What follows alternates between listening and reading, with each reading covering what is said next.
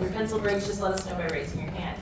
You need to leave early to completely understand. Your exit doors are these doors you actually just walk through. You go back up the same stairs and you just give that far right door a good push. You're out of here. You can head on to your next adventure.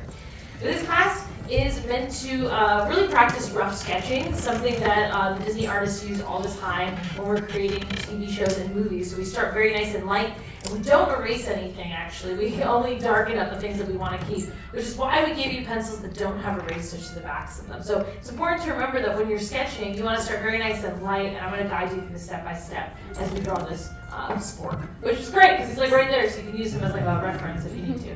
So are you all ready to get started? Yes. All right. So as you can imagine, we're going to start off with a circle. It's what most of our characters start off with. You just want to keep this nice and light because we don't want to see this by the end of the drawing.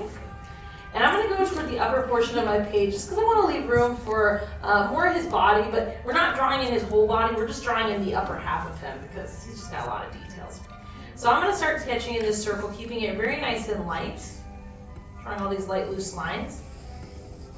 And it's okay if it's not a perfect circle. Honestly, we're not even going to see this circle by the end. It's going to be covered by the other features because after all, we have to make more of an oval shape. But this will help us get the nice round portion of the spoon because after all, he is a spoon and a fork combined. He's fused into one. I'm going to add in this straight line going right down through the center of my circle. And then I'm going to find the middle of my circle, and then I'm going to go a little bit above it. I'm going to add in this line that's going left to right. Now in order to really draw more of the spork, you want to go over here to where that line is sticking out of the side of the circle. And we're going to pull up these two curves towards the top of our page. And then I'm going to connect these two together with a very slight little rainbow. Almost looks like we have a crescent moon up at the top. I'm going to go underneath the circle and I'm going to add in these two stretched out U's. So you should have something that kind of looks a lot like a wine glass on your page. I'll even add in these two lines on the other side, either side of that center guideline, just to show the actual neck of the spork. All right, but in order to really make it look like a spork, you have to draw in the fork portion up at the top. So in this section between the top of the circle and the top here, that's where we're going to draw in the little fork prongs. I'm going to very lightly start off by drawing in just a letter V in the very middle using that center guideline. And then I'll just draw in one V shape on either side there so that you can see we have now 4 prongs up at the top. It's not starting to stand out at all, so I want to go back and I want to start to darken up the entire silhouette for my Forky. So picking my favorite lines here. And you're going to notice that when I go back in to darken these lines in, they're really starting to pop forward. And that's exactly what we want from a rough sketch. If you feel like you've messed up, that is completely okay. You just want to leave whatever you don't like nice and light, and I promise you won't see it by the end of our sketch. Now, you're probably wondering, like, why is this character called Forky when he is obviously a spork? And there's a really interesting answer to that question because I always I always want to call him Sporky every single time I see him.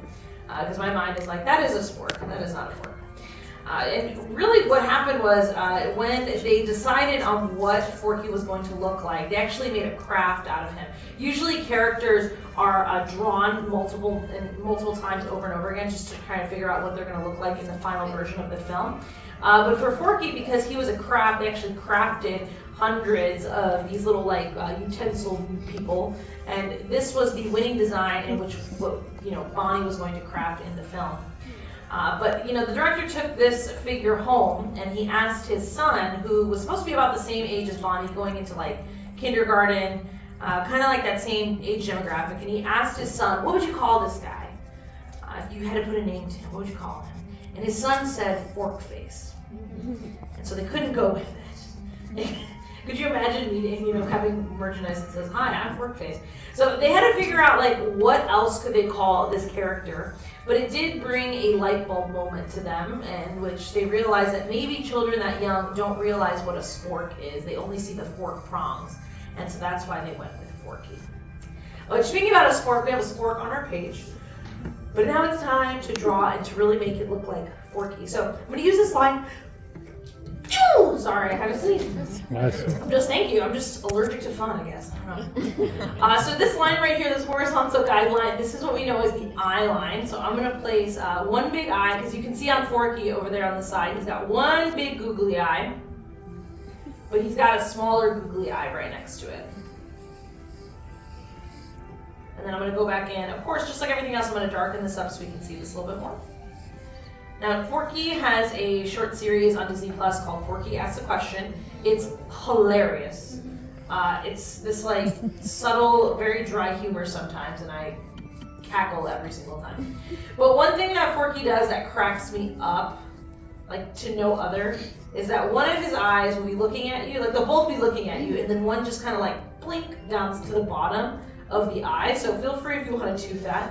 But in order to really start to see Forky, you want to draw in another circle on the inside, and we're going to shade in this circle nice and dark, because you want all that focus and attention goes right into the eyes.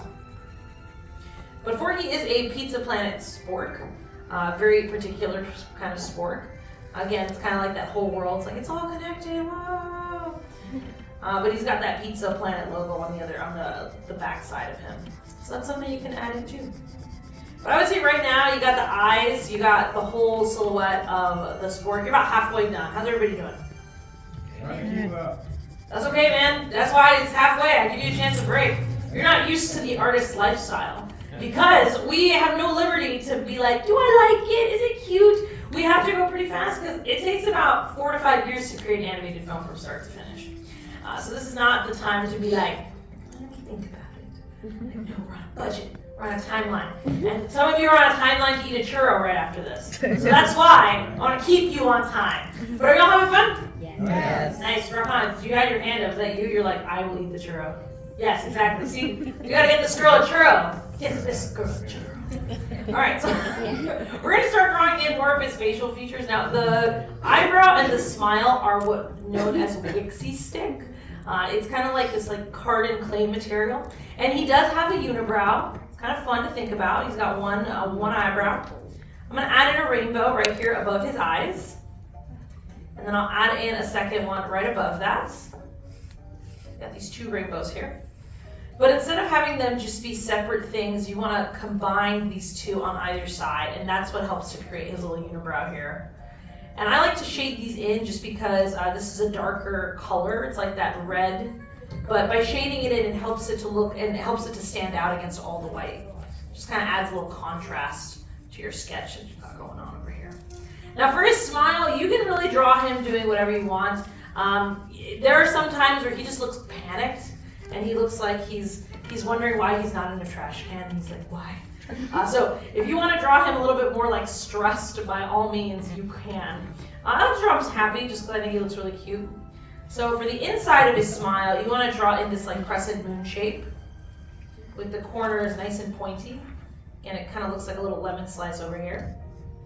But we're going to go back around this just like how we did with the eyebrow where it has like that same thickness. We want to add that to his smile as well. So now that I have this U shape, or this like this lemon slice, you just want to copy that same shape. And you can go pretty slow with this. You can go like nice and light with this at first, just to make sure it's exactly what you want. And you can see how that's starting to create more of Forky's smile where he's got that like thickness to his smile. Maybe we'll see more of Forky in Toy Story 5 because we are getting a Toy Story 5. That is something that has been confirmed. I don't know what the story is going to be with that, but I only know that they would continue it unless they had a really good idea. But I don't know about all of you, but for me, until Andy is back with Woody, it's never over. So I am all for gung-ho, Toy Story 5, let's go. Just complete it, add it to the amazing trilogy, more so the series now at this point. And going back, I'm shading in his smile, but we are missing one big thing that you would see from, like, you know, his upper body. Does anyone remember what it is? Yeah, right, his arm. Do you remember what his arms are made of? Yeah, they're made of this pipe cleaner. Now, I have a cool trick. It's where you take the side of your pencil. You're going to use the fuzzy side, or like really, there's no fuzzy side of your pencil. I'm sorry, I don't know what I'm saying. But you want to use the side of your pencil to create this fuzzy texture. So you're not using the very point. You're using this like flat side of the lead. And this is what helps it look a lot like, you know, just like the soft texture. Helps it look very furry. And then when you're drawing in this, the arms, they're pipe cleaners, so they still got that wire in them. So anywhere like you move the arms, you just want to make sure it has like a very distinct little like kink in it, like to the side. So you can see it's very